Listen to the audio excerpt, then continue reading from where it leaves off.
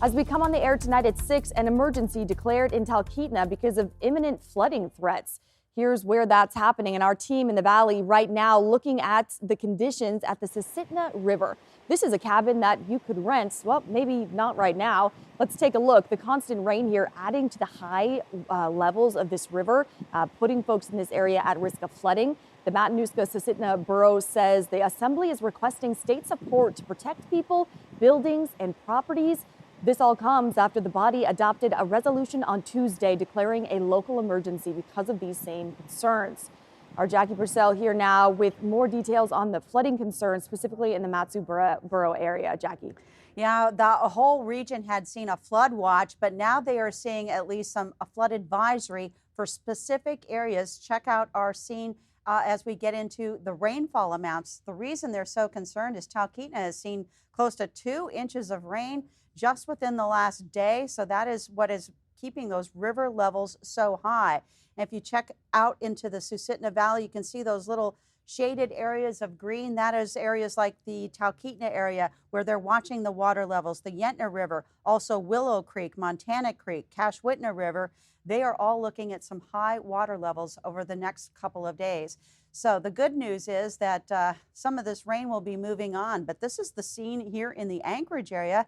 This video coming from Kristen Ballard showing us just the high water levels, just at bank full levels around the Campbell Creek area. You can see across that bridge that water continuing to flow at a faster rate.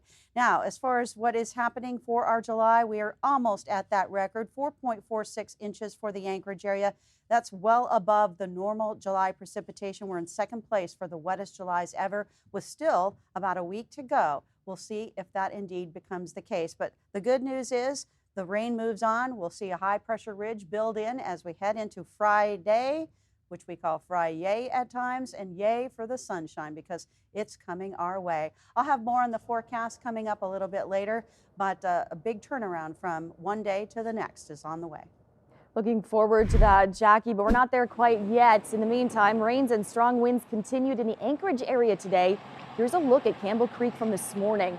The river still higher than usual as the rains tapered off.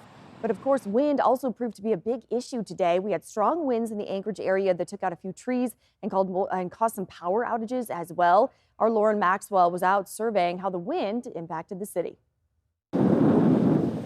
Strong winds rocked trees to their roots on Thursday, and in some cases brought them down. A Sand Lake man says he heard a noise but didn't realize a huge tree had fallen in his neighbor's yard, just narrowly missing a car. I'm glad it didn't hit her car, their house, or anything. So. Looks like a close call, though. Oh, yeah.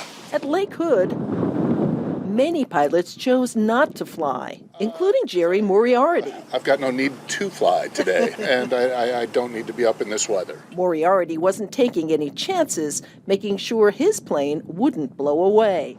At Tudor and Old Seward, the situation looked downright dangerous as officers struggled to control traffic at the busy intersection with traffic lights out.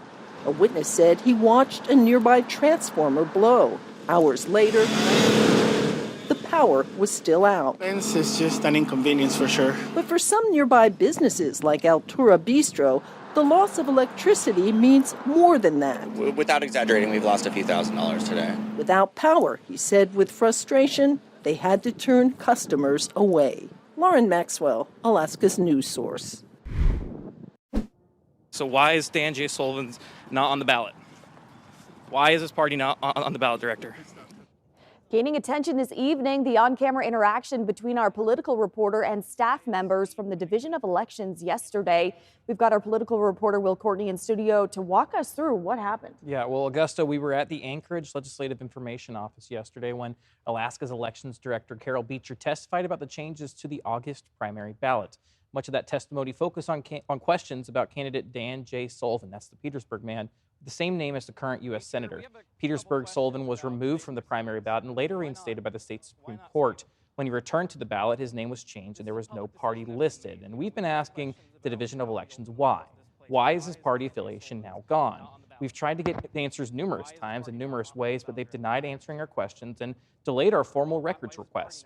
When Elections Director Carol Beecher left the building after testifying yesterday, we tried to ask her those questions. You're seeing it right there.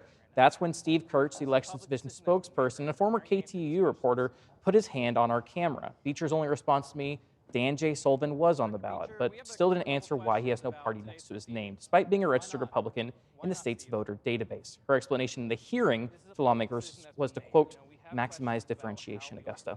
And those are the words, maximize differentiation. And Will, we've been getting a lot of comments on this interaction online. Many folks supporting the effort to get answers, but there's others as well accusing you of bias and of protecting Dan J. Sullivan of Petersburg.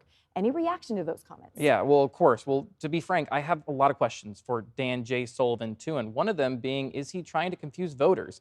He said publicly, including in a letter to the lieutenant governor, that he's not. But he won't answer any of my questions. I actually went all the way down to Petersburg in hopes of doing an interview, but he didn't want to talk to me then.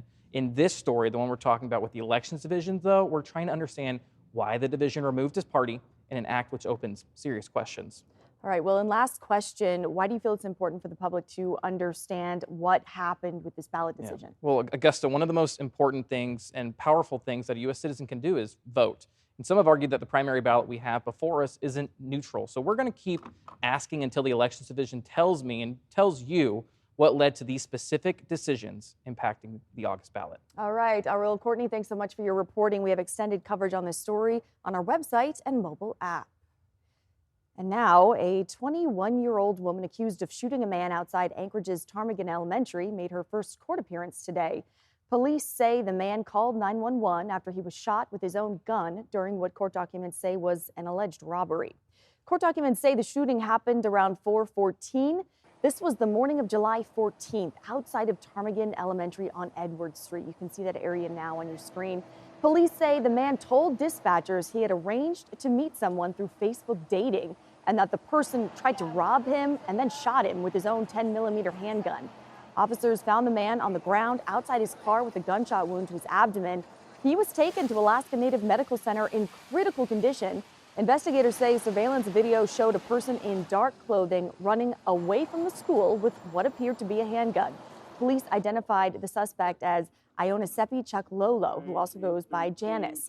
She's charged with first-degree assault, first-degree robbery, and theft of a firearm. Lolo's next court date has been set for July 30th. We'll continue tracking this case.